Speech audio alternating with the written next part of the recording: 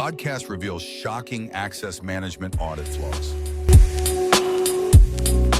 On the IGA side, which I was talking is we used to do audits in the access management manually because about 5 6 years back, every IAM review used to happen because of compliance again. So we used to sit and see whose accounts are created, who left the organization, has the access been revoked, and the service accounts are mapped to the people who are in and not to the people who are left the organization. So every quarter we used to do a application access and the IAM access review, and to our surprise we used to find something which were there for a very long time. We did not deprovision them.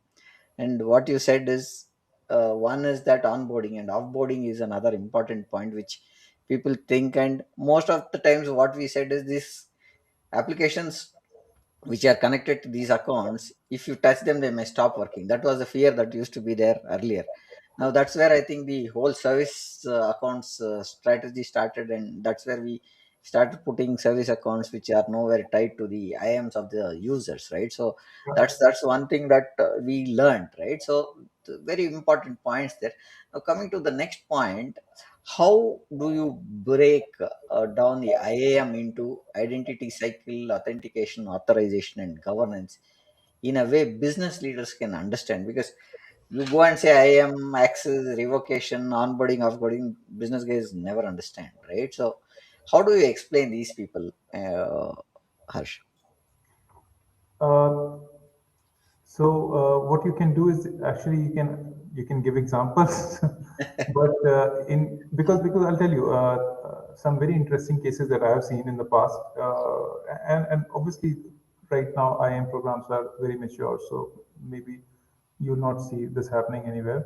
But Hmm. I've seen cases, or at least I've seen in the past where scenarios where users have left the organization, and the finance department could not reconcile it because obviously everything was so manual. So you consider that I left the organization today, and for some reason uh, my entry was not removed from the finance system, and I'm still getting paid even after leaving the organization. The CFO will at least take a note that, oh my God, can it really happen? And this has happened to organizations, because in my circle I talked to other IAM experts also, and they told me that they have seen it happening in their organizations. Oh, okay. I was equally surprised that I mean this was very surprising, but I mean for very simple language, for a non-technical CFO or CEO who just want to understand what is IAM